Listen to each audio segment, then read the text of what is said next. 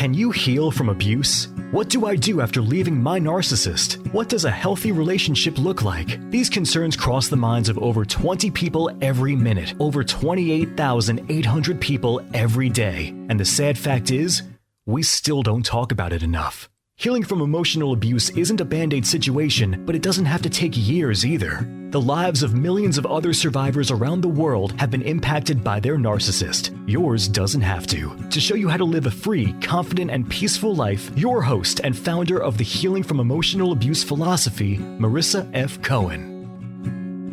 Welcome back to Breaking Through Our Silence. Today we're continuing our chat about military sexual assault and talking with the victims who have been affected by the I Am Vanessa Guillen conversation and have experienced military sexual assault. So today I'm really honored to bring on Sherry Yetter. Sherry Yetter is a military spouse. She has a master's degree in organizational leadership from Gonzaga University, is a military sexual misconduct subject matter expert, a credentialed military sexual assault response coordinator, and a victim advocate, and a survivor of sexual assault, military sexual harassment, and retaliation. Sherry was a victim of military sexual harassment and public retaliation by a general officer while employed as a sexual assault response coordinator for the military. She's still waiting for them to do better. Sherry and her husband, a senior Marine officer, currently reside in Virginia. Thank you so much for being here, Sherry. Wow, you are about as involved in the sexual assault world as I am. Yes, one could definitely say that. I bring a unique perspective to everything that is sexual harassment and sexual assault in the military, just because of my training, education, experience, and then, of course, being a spouse. So. Wow. Well, thank you for your service to survivors. You are incredible. And I'm so excited to talk to you more about this. Oh, well, thank you for having me on the podcast. This is actually my very first podcast, so I'm kind of nervous, but I'm ready to go as well because it's important. Everything that we've learned from Vanessa Guillen's case over the past few weeks and unfortunately 2 months, it has just been heartbreaking, and it has reminded me of my commitment to helping other victims learn the power of their voices and hopefully bringing all of us together so that our collective voices will be heard and change will happen. Yes. The more people that we can get to speak up, the more likely we are to make a change. We have to put pressure on the system, and you're doing a phenomenal job doing that. So thank you so much. Oh, it's my pleasure. Would you mind telling us a little bit about what you experienced while working for the military? Oh gosh, how much time do we have, Marissa? This is, and the reason I say that, and I kind of joke about it, is because we're going into our 8th year of the fight for justice. I was originally sexually harassed by a Marine officer who was my supervisor back in 2013. He left in 2014, quite unexpectedly. I was transitioning to a new billet, a new job, so I didn't really care that he was gone. You know, I felt like I had handled the situation at the time to the best of my ability. I hadn't been able to file a report. I had been discouraged from doing so by another supervisor that I had at the time because I was a newbie working for the Marine Corps. I was still within my probationary period. And so I took what they said to heart. Even though I had years of experience in other areas with other branches of service, this was my dream job. And I really wanted to do a great job helping Marines and families. So when that other supervisor told me, well, you know, do you really want to do that? Because once you ring that bell, it can't be unrung. And, you know, not only could your career be impacted, your husband's career as well. So here I was, a new employee, and I'd already been sexually harassed. Another supervisor tells me, you know, don't ring that bell because, you know, your husband's career is being threatened now as well. So I didn't. And I continued working in a very hostile work environment. And slowly I became aware that I was not the only victim of this Marine officer. Wow. Okay. So you connected with people. So by speaking up, you connected with other people who have been harassed by the same person? Well, yes and no. The only people who knew that I had spoke up initially were, one, the supervisor that harassed me, and two, my other supervisor, who is the one who discouraged me from going forward. My colleagues, my coworkers, no one else knew. I didn't even tell my husband what had happened at that time. In fact, I didn't tell him for almost another 2.5 years or so. So the way that I became aware was just the powers of observation. And then after he left, slowly, after the officer that had sexually harassed me, after he left the building, I slowly began to get to know other individuals. And I could pick up on the signs. And we built trust, collaborative trust, and eventually it just kind of came out. So that's how I learned. Wow. So I want to focus on that for a minute because I think that's so huge that nobody really ever talks about it, are serial abusers, right? People who abuse more than one person and they keep doing it because they don't face any consequence or repercussions for their actions. Absolutely. This individual exhibited these standard predatory grooming behaviors. This wasn't the first time he had done this, and I knew that. I had years and years of experience in working in male-dominated industries. So this wasn't my first trip to the rodeo, so to speak. When he did what he did, and I would love to go into more detail, but unfortunately some of this is still at a federal investigation and legal arena, so I don't want to say anything that's going to get me into trouble with that. But what I can talk about is that my experience and what happened with that. So when he did what he did, and he sexually harassed me, there's no doubt about that one, I handled it the way that I had always handled inappropriate behaviors and phrases, or the way that men would talk to me. At one point in my career, I had worked with used car salesmen. I know what you mean. I was the used car salesman that I worked with, and I worked with them all over the country. I was a trainer, and I would visit them in their spaces, not mine, their spaces. I never once felt threatened by them. I was never sexually harassed by them in a way that made me feel uncomfortable. The way that this Marine officer sexually harassed me, there was a clear difference in the intent of what he was trying to accomplish. Somebody saying to me, well, hey, you know what? You look really nice today. Well, thank you. I appreciate that. There's a big difference between that and the intent behind someone who is deliberately trying to harm you. And it was apparent. So me being the farm girl from Iowa, what did I do when this Marine officer said something to me and then demonstrated his, shall I say, affection in a very physical way? I handled it. I was more afraid the first time that it happened. I didn't want to embarrass him because I thought, well, maybe it's just a male physical reaction that he just couldn't control. I don't know. I'm not a guy. I don't have those body parts. So I don't know if they can control it or not. But the second time, literally the same things happened again. I knew that the first time definitely had not been an accident per se. And I just said a few choice words about him probably needing to meet my husband, and I got up and walked away. I had handled it. In my mind, I had handled it, which is what a lot of other women or other victims of sexual harassment do, is that we handle it and we go on. Right. No, you're totally right. And even if the problem isn't resolved and we don't speak about it and get that person in trouble, like you said before, your job was threatened, your husband's job was threatened.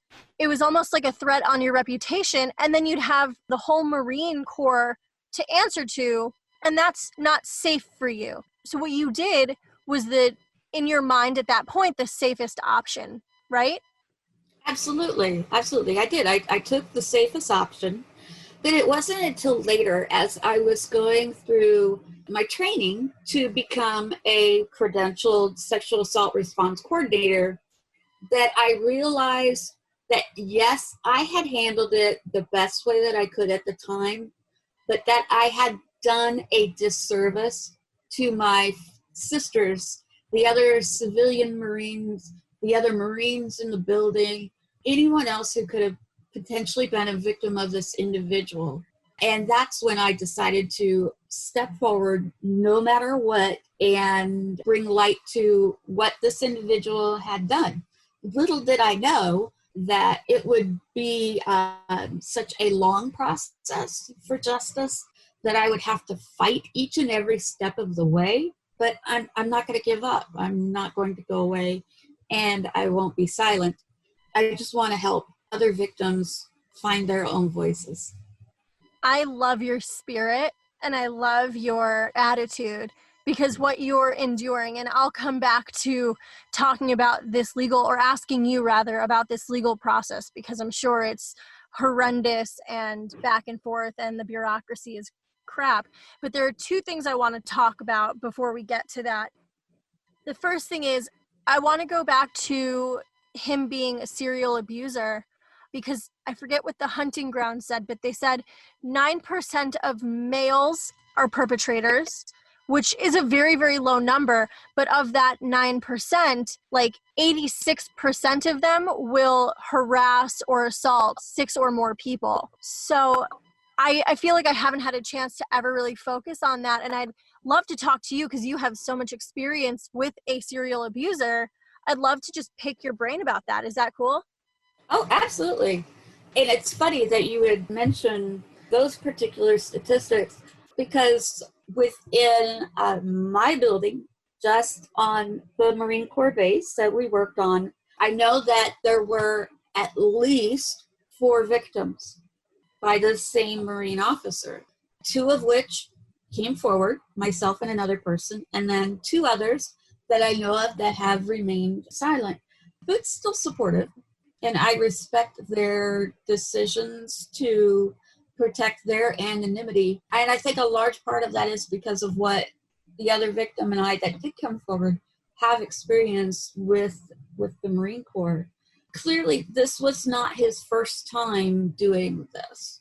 This wasn't the first time that he took advantage of his perceived power as a leader to sexually harass or groom or take advantage of the situation with any of the subordinates, or really anyone in his proximity.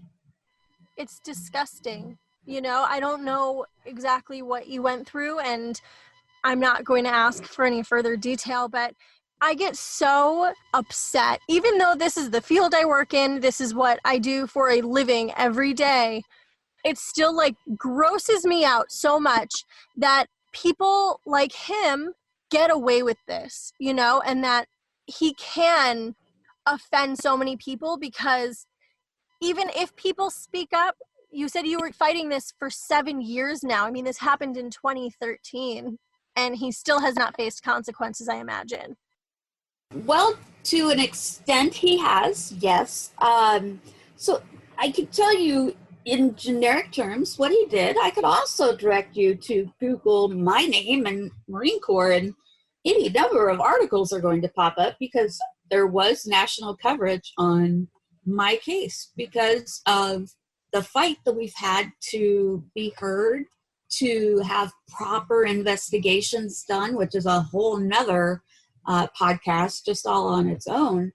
The accountability piece finally came in, believe it or not, 2017, when he came back to work in the same building that I and one of the other victims was still working in.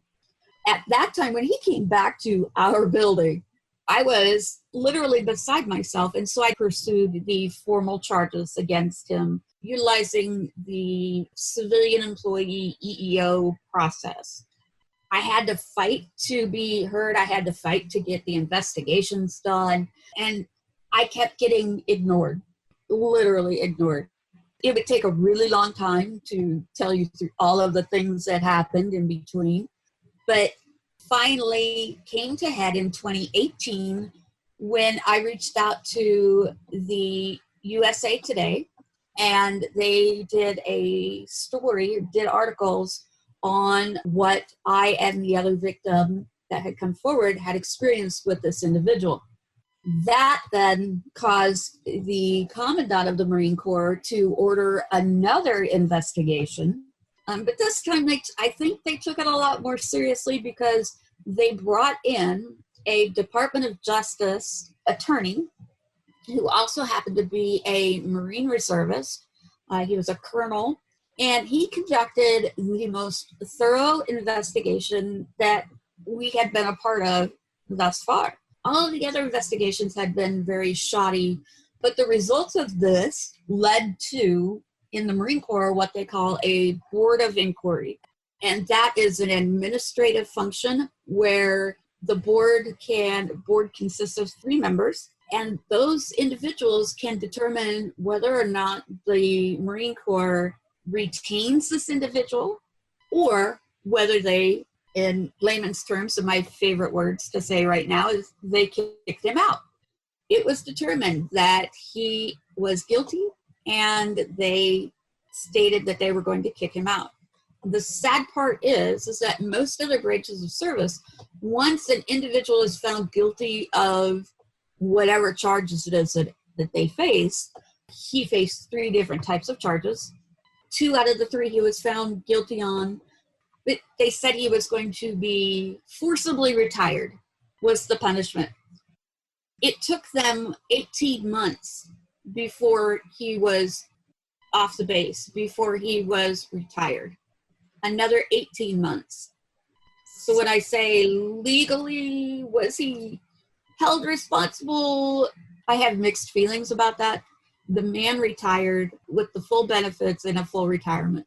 And I'm sure it was honorable. It wasn't dishonorable or medical, which is, he didn't even deserve medical. He wasn't dishonorably discharged, even though he was found guilty for harassment.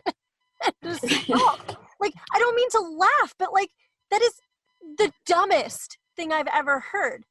If he had murdered someone or, stolen an extra, meal, then maybe he would have been dishonorably discharged. But that he could be found guilty on a panel by military personnel and still be on base for 18 months and retire with everything. You and I are going to have a proper investigation podcast if that's okay with you. The investigation, the final investigation that happened was key. It is the one that led to that small part of justice that I feel, because he had, what I hadn't mentioned before is that this individual had been selected for promotion to lieutenant colonel. This individual had also been selected for command. This individual was going to be leading a command that was full of the vulnerable population before they even got into the military. I just couldn't let that happen, not knowing what I did. That's amazing how strong and brave and courageous you are for taking that on. Think about it. He clearly has the Marine Corps in the palm of his hand. They've been letting him get away with this behavior for so long, and there's no way that not a single person on the base before you either experienced it or noticed something weird about him. We give off energy, and people feel that weirdness from people. You get the creeps from people that you don't talk to. There's not a chance in hell that this guy didn't give off some creepy weird vibe or like set somebody off, and yet he still was up for lieutenant colonel, which is a huge power position, and there's a ton of people underneath you, and on top of that, commander of the base. I mean, that's sick. Not commander of a base, but he was going to be commander of a military entrance processing station. So all of those individuals looking to go into the service would have been passing through his command. That's literally what happened to me with my harasser. He harassed me, 2 people after me, and then they moved him to recruiting so he could go prey on the most vulnerable population. I don't get it. Absolutely. And that's what I should have said, the most vulnerable population. I'm sorry, I was laughing when you were talking about the creepy behaviors, because that's what I said about him, is that his behaviors they were creepy when I was initially trying to describe them.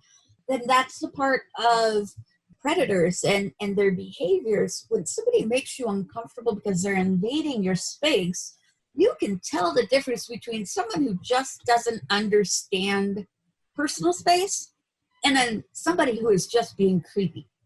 And that's the way his behaviors were. You're right. There's a very big difference between someone who doesn't understand space and personal bubbles and someone who's doing it to assert dominance. And that's what it seems like he was doing. And anyone else who is an abuser, they will also use that tactic because it makes you feel almost like submissive and them feel dominant. Absolutely. He had a behavior where he would come and stand directly behind your chair in our cubicle space. I mean, literally directly behind you, so that when you turned to acknowledge him, like, why are you standing there? You would have to turn and then lift your head up so that you could look him in the face instead of looking him in an area that you probably didn't want to look at. I'm sorry, I don't mean to laugh. It's just, I mean, I get it. I totally get it.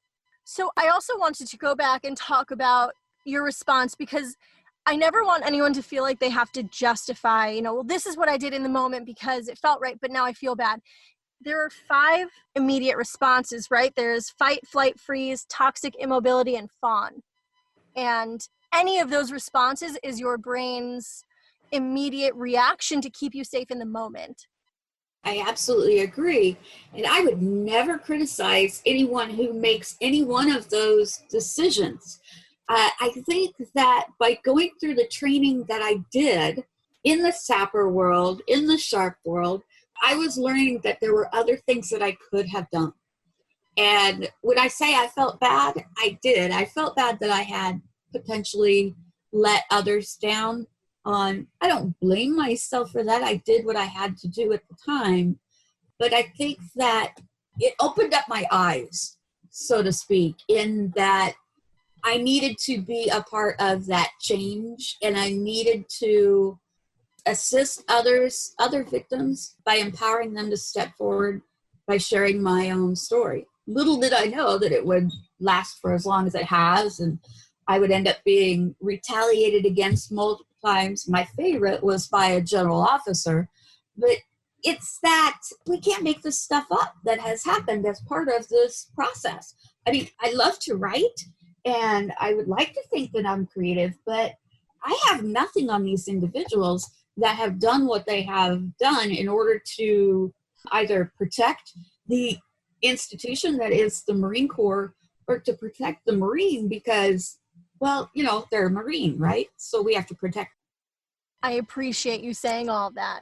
So tell us a little bit about what's been happening for the last 7 years. You don't have to go into detail. I'm sure that you're not even allowed to go into detail. But the amount of work and the amount of backlash that you get fighting for justice after an assault on the civilian side is like an average of 4 years, and you have to retell your story 1,000 times. What's it like on the military side? Because I can only imagine it being so much more difficult. On the military side, it is more difficult because you have to balance the military side and the civilian side. So if your offender is military, it just adds in other layers of complexity to determining what are the right steps. And then as a civilian employee, it's not the normal response time that you have. We only have 45 days as a government employee to file a sexual harassment complaint against someone.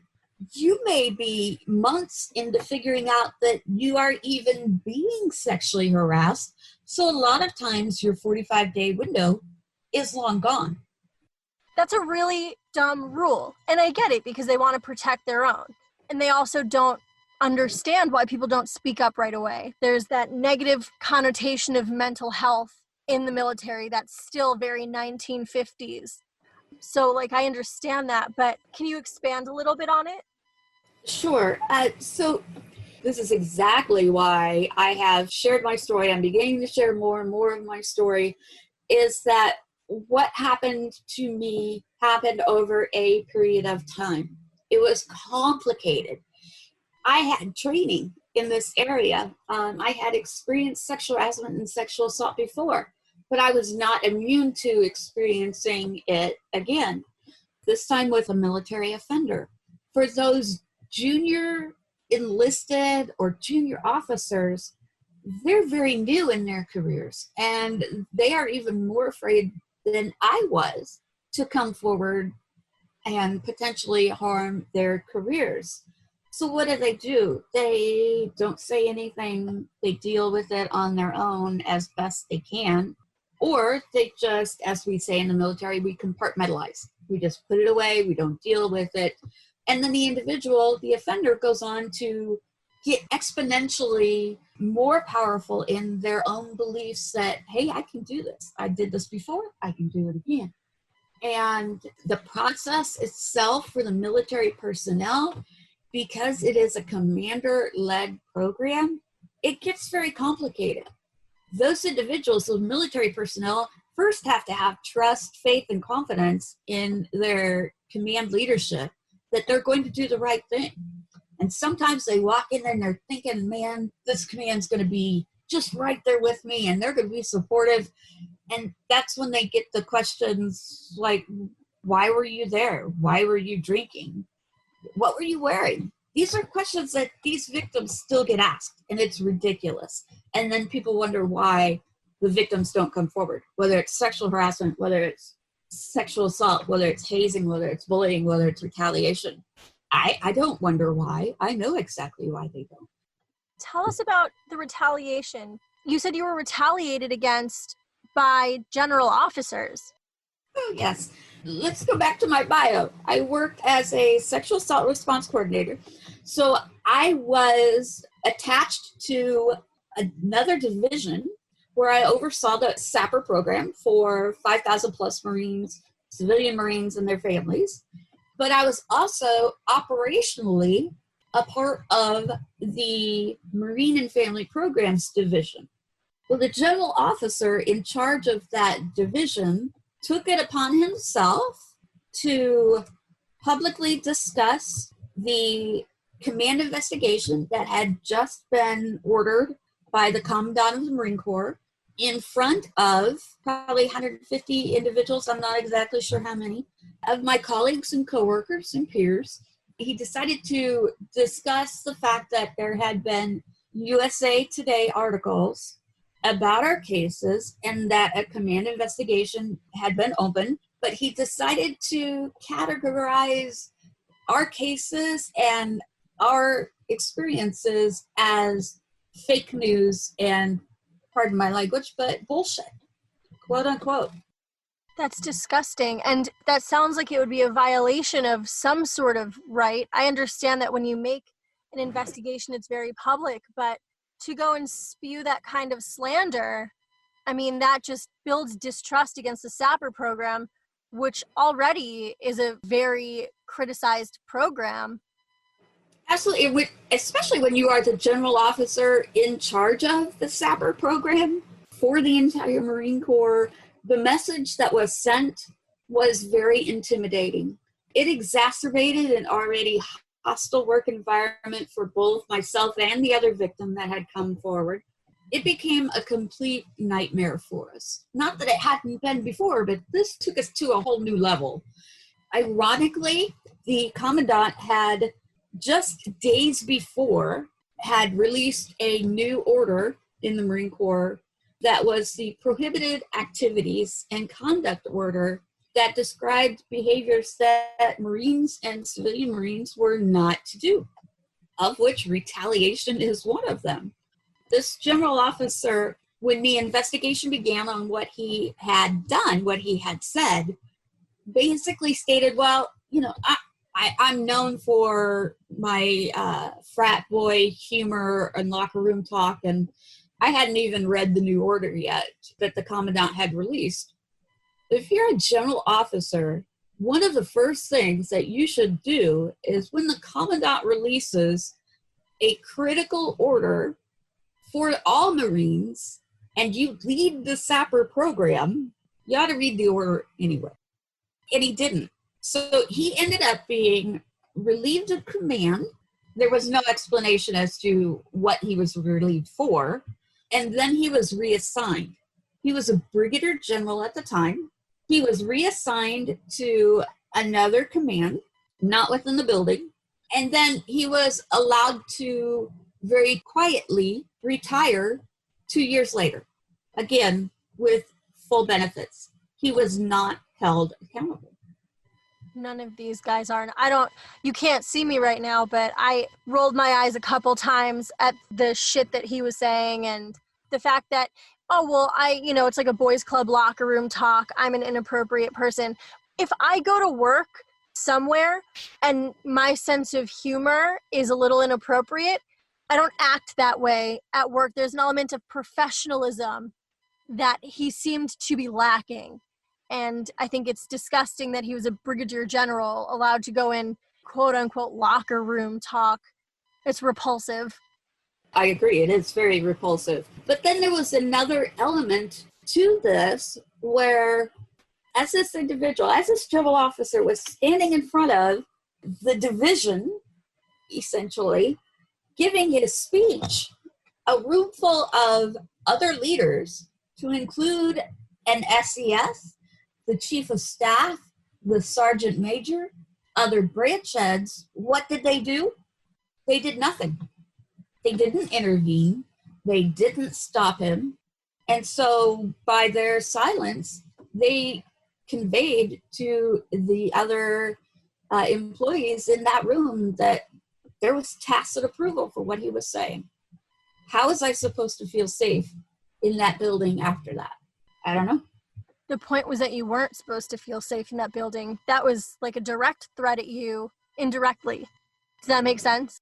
Absolutely. And so that's where we are right now, is with the retaliation piece is still moving forward. Even though the original harm was the sexual harassment, there have just been additional layers of ostracism and retaliation and fighting to be believed, and the investigations and the lack of investigations and the EEO process and the agency council for the Marine Corps' behaviors, by circling the wagons, so to speak, to protect the institution, while not taking care of the victims. I have a weird question for you. Marissa, there's nothing weird that I haven't heard, so go right ahead. If you could go back in time to right before the investigation started, would you do this all over again? Yes. Yes, I would. I would do it again. But wow, that's a difficult question. I say yes, and I know I would. But if I knew then all of the pain that I would go through and the fight that it would take to get justice, that would be a lot harder to answer, because it hasn't just affected me. It's affected my husband, his career, our children, my grandchildren. This has been going on for so long, and it has impacted, pivotal moments in my children's lives that should have been very happy occasions. But ironically, something would always happen literally right before a key moment, like the birth of a grandchild or, my daughter's wedding, or, just going to pick out her wedding dress. Literally every single time those types of key moments were going to happen, something happened literally seconds before the event, which of course impacts me. It impacts them. If I knew it was going to impact all of them so much, I don't know that it would have. If I knew that it was going to take me to such a dark place in my own life where I fully admit I was suicidal for quite a long time, I don't know that I would do it. Thank you for disclosing that. You've probably heard this 1,000 times, but you're not alone. And you always have me and this giant supportive community at your disposal when you need us. If you ever feel that way again, you can always count on us to catch you. It has taken me a long time to get to that point where I'm very comfortable in my skin again. I don't think I will go back to that depth.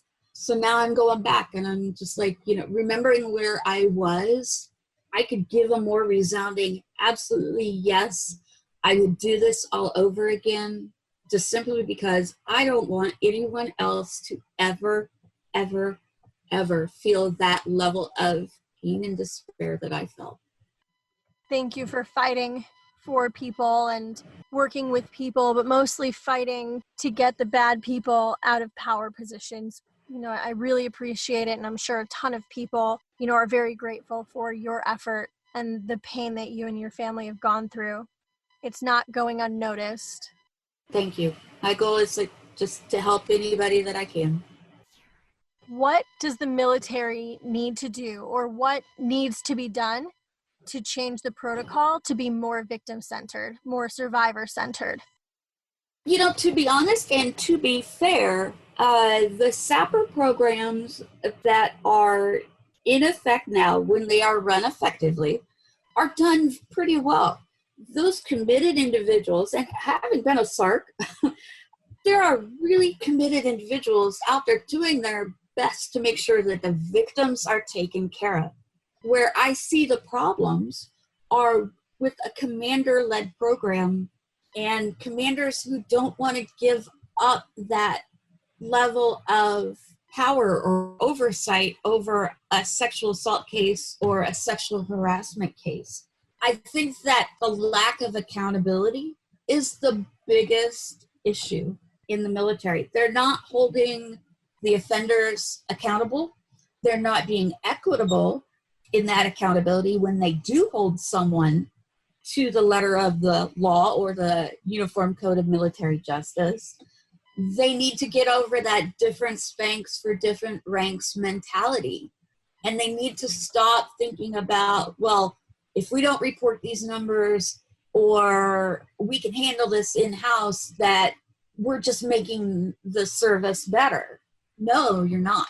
You're just perpetuating that continual systemic issue of sexual harassment in the ranks, and nothing will ever change. We have to begin with accountability.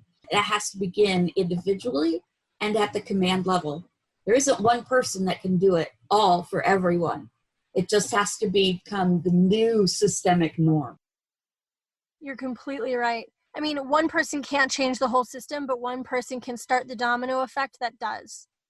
So, absolutely. And one of the things that I've always said, every time I gave my training to the Marines or to the civilians, I would always say, folks, this is not rocket science.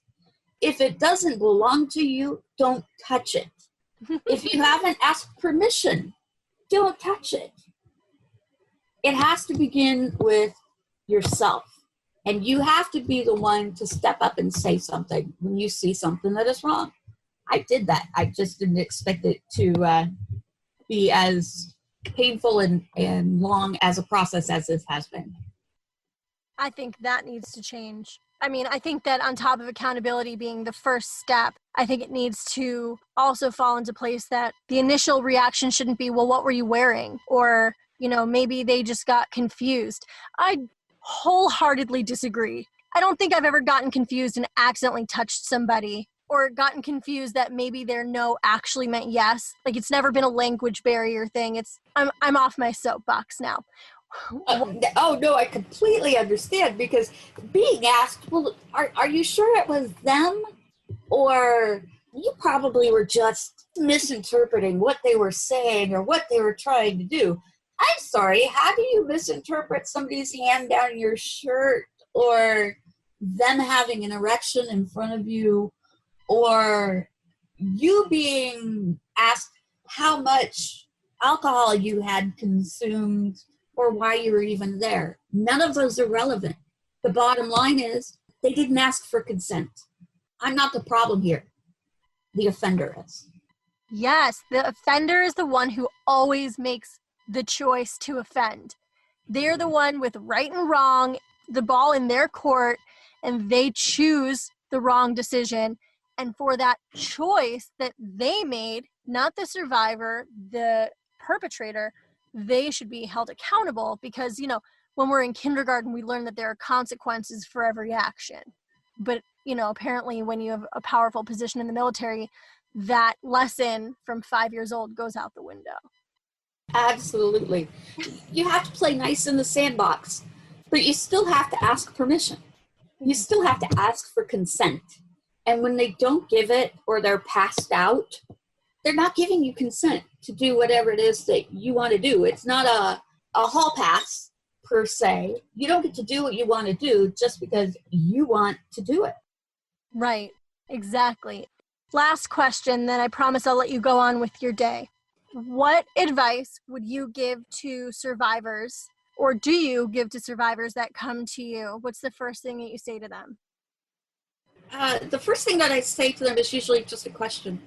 I ask them, how are they doing? And they usually look at me like I'm crazy. They're like, how do you think I'm doing? And the reason I ask them that is because I want them to start thinking about how it is that they are responding to this situation. Then the second thing that I say to them is I thank them for trusting me with this information. Because as a survivor, as a victim myself, I understand how important that rebuilding of trust is with any individual, let alone somebody that you are sharing the most intimate of details with, or the fact that you're sharing your vulnerability essentially with another person. And I know personally how hard that is to do. So I first ask them how they're doing. I make them think about it. And then I say, thank you for trusting me with your vulnerability. I'm not going to take advantage of that. That's amazing and very helpful. And it's really good for trust building, especially with people who are vulnerable and feeling very violated. So thank you for doing that. Do you have any books or any pages or anything that you want to plug?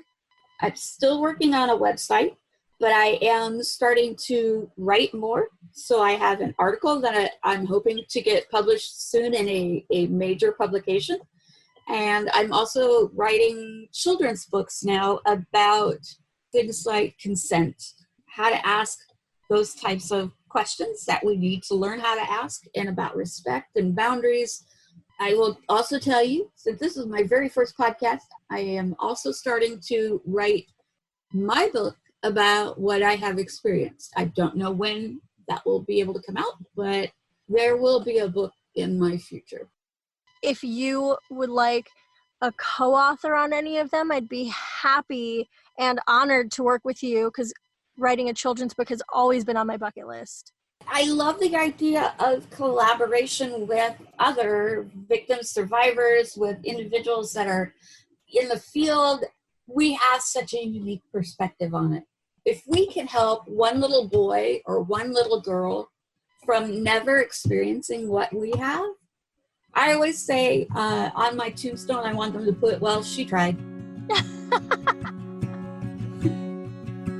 If you enjoyed this podcast, you have to check out www.marissafaycohen.com/private-coaching. That's www.marissafaycohen.com/private-coaching. Marissa would love to develop a made-for-you healing plan to heal from emotional abuse. She does all the work and you just show up. Stop feeling stuck, alone, and hurt and live a free, confident, and peaceful life. Don't forget to subscribe to the Healing from Emotional Abuse podcast and follow us on Facebook at www.facebook.com/Marissa F. Cohen and Instagram at marissa.fay.cohen. We'd love to see you there.